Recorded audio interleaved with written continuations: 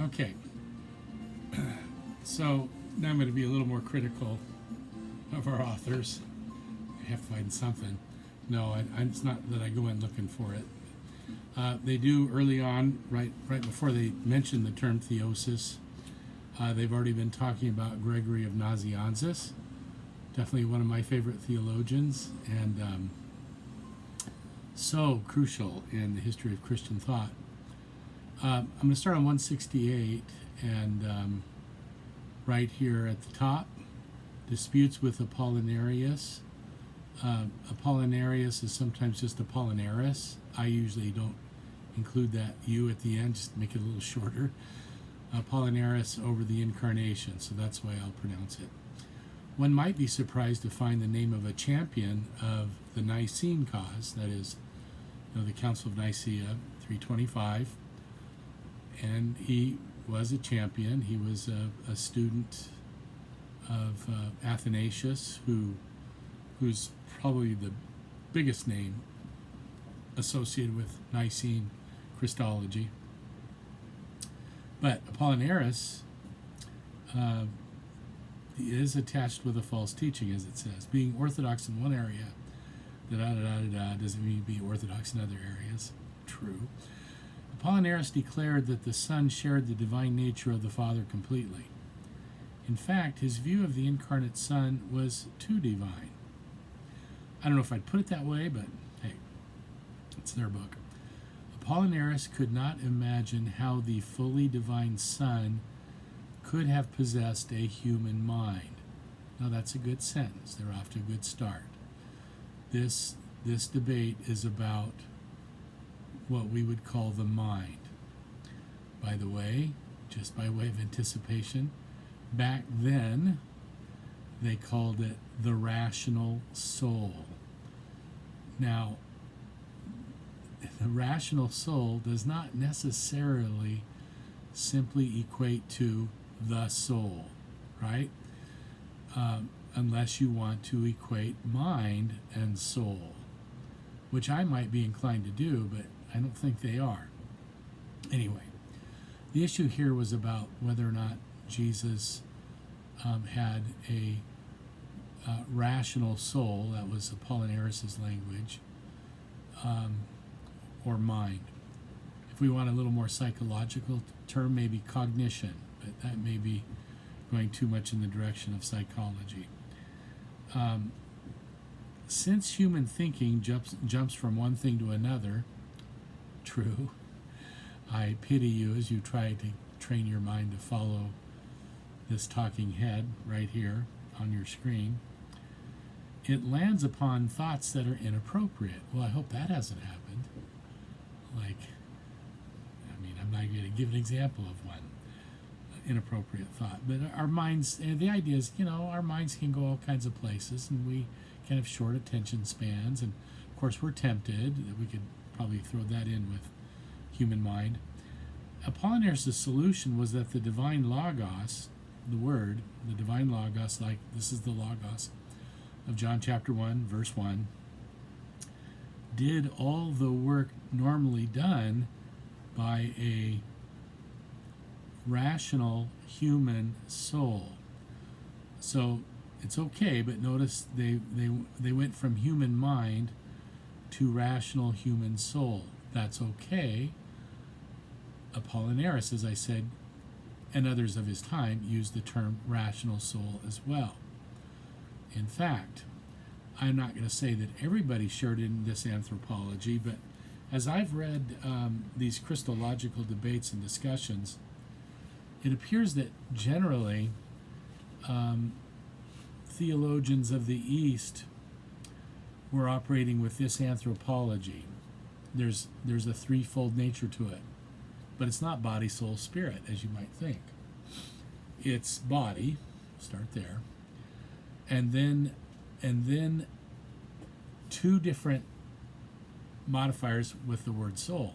Body, then animal soul.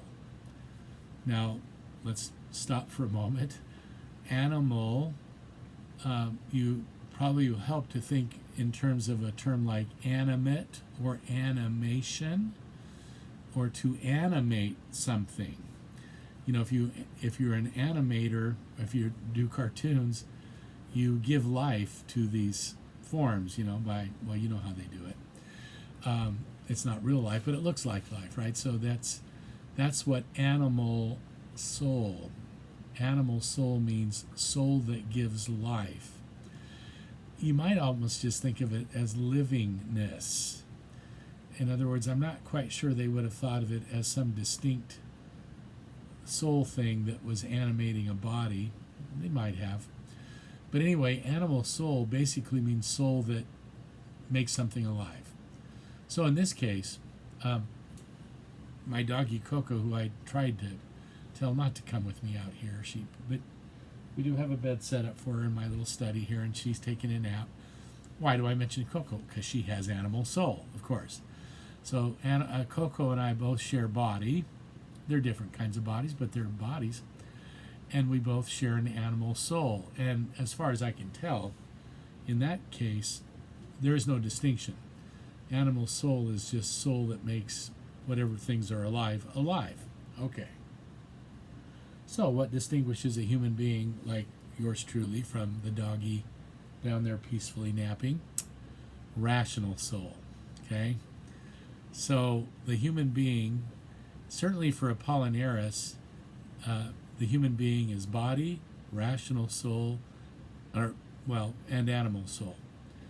And for Apollinarius, Jesus was body, and, you know, for a space of some decades, he was a living human body, thus possessed of animal soul.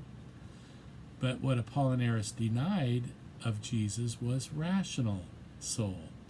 Again, what we might call, I think, mind. So we'll go down to the next paragraph. Gregory and the council at Constantinople, this is in 381. Nicaea was in 325, so 56 years later. The council at Constantinople ruled decisively against Apollinarius. Hallelujah for that. Arguing that Christ had both a rational human soul. See, and this is where it's tricky, because they just take out the word human, but it's okay. Both a rational human soul and a human body. Apollinarianism had a deficient view of anthropology. It wasn't that the anthropology was considered deficient. That's actually an incorrect sentence. Nobody went, hey, that anthropology is incorrect. What they said was that Apollinarius has not been consistent in applying what they assumed to be a good, solid anthropology to Jesus. Apollinarius had made a big exception for Jesus. No rational soul. Okay? In its place, the divine Logos. One thing we could say about divine Logos is basically, by definition, it would be omniscient. It would be omniscient. And notice, by the way, it's often kind of a popular assumption that Jesus was omniscient, despite the numerous New Testament texts that would point in a very different direction from that. If you don't know where they are, you go find them. But I think you know they're there. Let me give you just a very powerful one. Jesus in the Garden of Gethsemane praying, Father, if it's possible, let this cup pass from me. Did Jesus know whether or not it was possible? Well, not according to this prayer. If it's possible, let this cup pass from me. Nevertheless, not my will, but your will be done. Now, that's just a quick, example. But the fact that Luke, on 2 occasions, tells us that Jesus increased. They grew in wisdom. Now, one thing we might suspect is that omniscience can't grow in wisdom. Unless you want to, we're just going to assume that by saying that Jesus grew intellectually or in wisdom, Apollinarianism was getting a big strike against it. So it's not the deficient view of anthropology, but it goes on to say, but also its implications for salvation and spirituality. That's true, but only because of its implications about Jesus. And then they mention the term theosis. They mention that it may sound strange to our ears. It was the primary view of salvation in Orthodox Christianity, still is. We'll go down to where they kind of define it. God left uncorrupted experience. That would be like the divine word in the beginning, to share in our corrupted experience. That'd be like the word became flesh, so that believers can then share in the divine communion. Some of these early theologians put it very baldly. He became what we are, he being the divine Logos.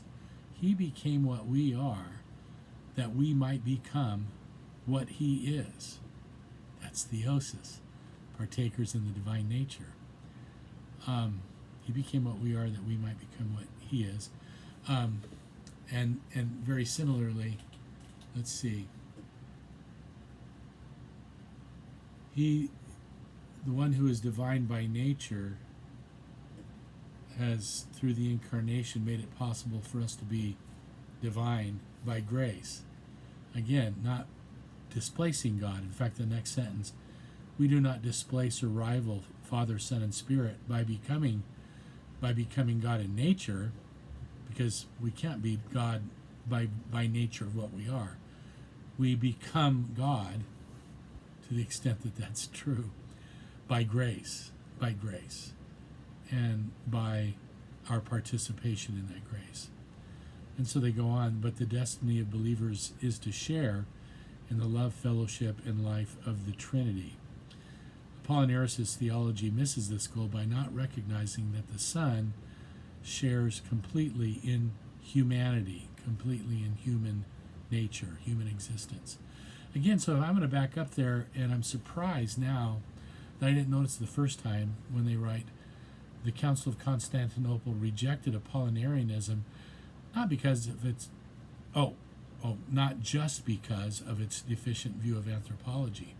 I'm going to say, not at all for that. Not at all for a deficient view of anthropology, a deficient view of Jesus.